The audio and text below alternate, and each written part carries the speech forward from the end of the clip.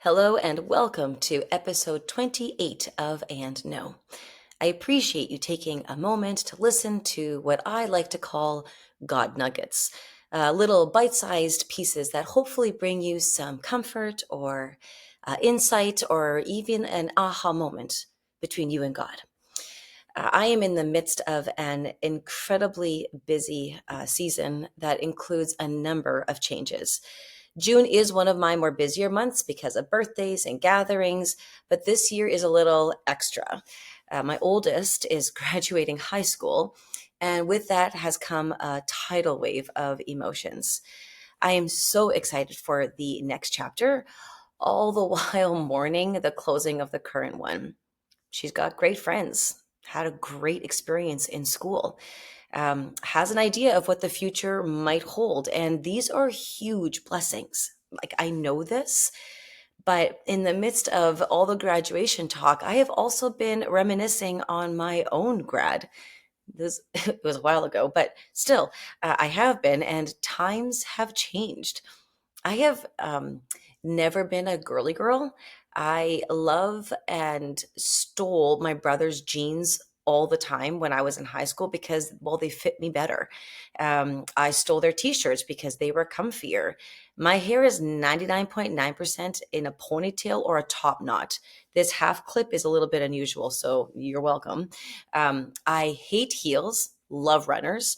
Now, I admit the older I've gotten, the more I have enjoyed getting dressed up for those one off occasions, except for the heels. Those are portable torture chambers. I have no idea why they are always so uncomfortable. Well, I do. I am blessed with wide German feet, and shoemakers don't seem to think those exist. Anywho, other than reminiscing on my evolution of style, I have also been remembering my high school friends and what a great bunch of humans they were.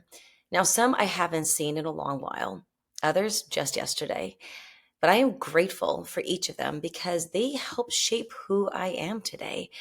And I can see my daughter being shaped in all the best ways by the ones that she's connecting with right now. And that got me really thanking God. I'm thankful to Him for those who have been in my life and for those who still are.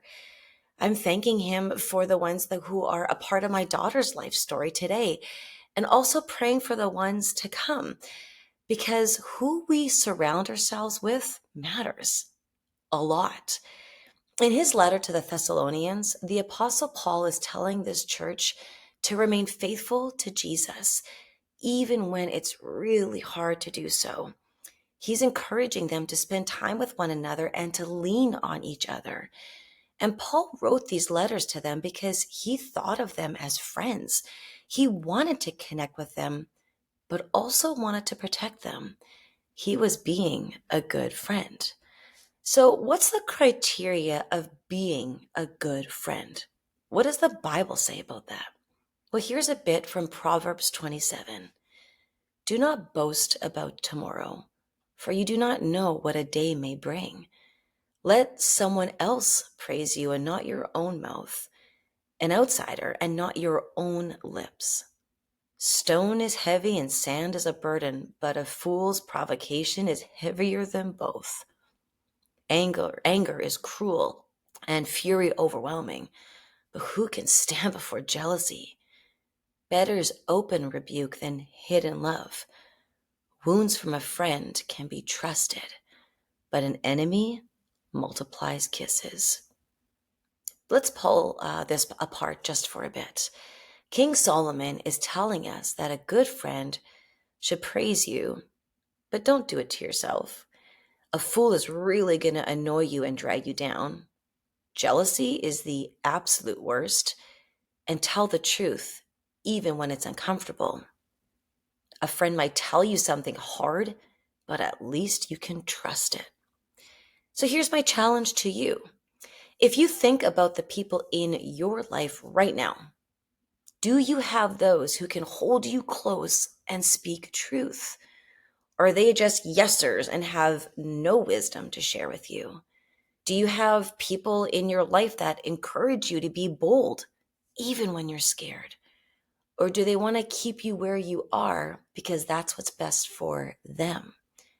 Do you have freedom to share your joys and celebrate alongside you? Or are you made to feel embarrassed and unworthy? And know this, we all have people in our lives that aren't always easy. I mean, there's a whole nother podcast for that.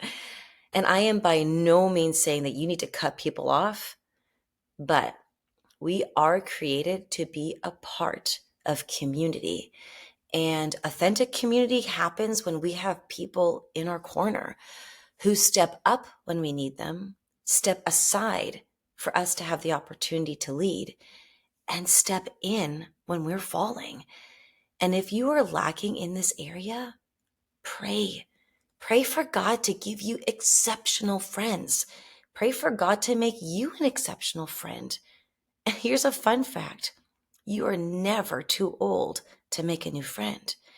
It's been so fun seeing who my kids are hanging out with, and I love who they are becoming friends with and who they are becoming because of these kids. But the older you get, the harder it is. Yeah, time is a huge factor, but being vulnerable is a bigger one. And if this is something that you are craving, then pray. And if you have that friend, invest wisely. Carve out time, make connections, because friendships can absolutely fade if you're not being intentional. And I think the Apostle Paul says it best in 1 Thessalonians 5, verse 11. Therefore, encourage one another and build one another up, just as you are doing. Perhaps someone's coming to mind. Be bold.